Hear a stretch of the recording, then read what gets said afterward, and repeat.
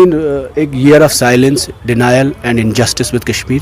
We reject this treatment. اور یہ جو ٹریٹمنٹ ہمارے ساتھ ہوا, یہی سرکار نارتھ ایسٹ میں لوگوں کے ساتھ آپ دیکھیں ناگا پیس ایکارڈ کرتی ہے. چائنا میں ملٹری کو بولتی ہے آپ ڈائلاگ کریے چائنا کی ملٹری کے ساتھ, جہاں یہاں لائن آف کنٹرول پہ. یہی سرکار کرتارپور میں پاکستان سے بات کرتی ہے اور کرتارپور کوریڈور کو پاسبل کرتی ہے. یہی سرکار ہر جگہ جہاں کچھ مدعے ہوتے ہیں وہاں بات چیت سے مسئلے حل کرتی ہے. طالبان پیس ٹاکس میں آپ دیکھیے انڈیا کی پوزیشن ڈائلاگ کی ہے, اور جب کشمیر کی بات آتی ہے تو یہاں ڈنڈا چلاتے ہیں, فوج چلائیں گے یا تو لوگوں کو ڈیٹینشن میں کرے. آج بھی اس وقت بھی کشمیر کے نوجوان سینکڑوں جوان جیلوں میں ہیں. تو ہم نے آج کی میٹنگ میں we have sought release of all political prisoners.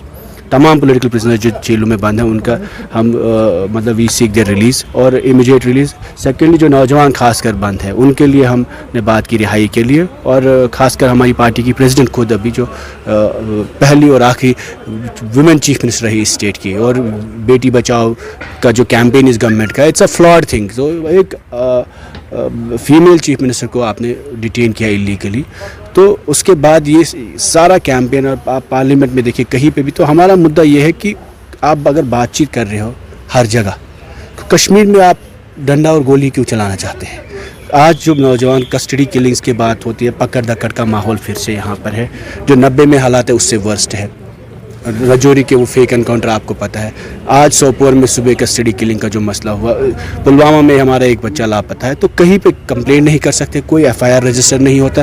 واپس we are in a situation جہاں ٹاسک فورس جیسا ماحول بنایا, اخوان جیسا ماحول بنایا, جو مرضی آئے جو کرنا چاہتے ہیں, اور تانا شاہی دکھا رہے ہیں as if they are governing us, as if کہ یہاں پر تو پوری ایک ایسٹ انڈیا کمپنی آپ کو چلا رہی ہے. We reject this treatment that is given to the Kashmiris, and we will raise voice against this treatment. We will do everything that is possible to make nice. اور ہم اسی سرکار کو کہتے ہیں کہ آپ کہتے ہیں ہم بہت پاورفل گورنمنٹ ہے, ہم بھی مانتے ہیں آپ بہت پاورفل گورنمنٹ ہے, آپ چیلنجز لیتے ہیں.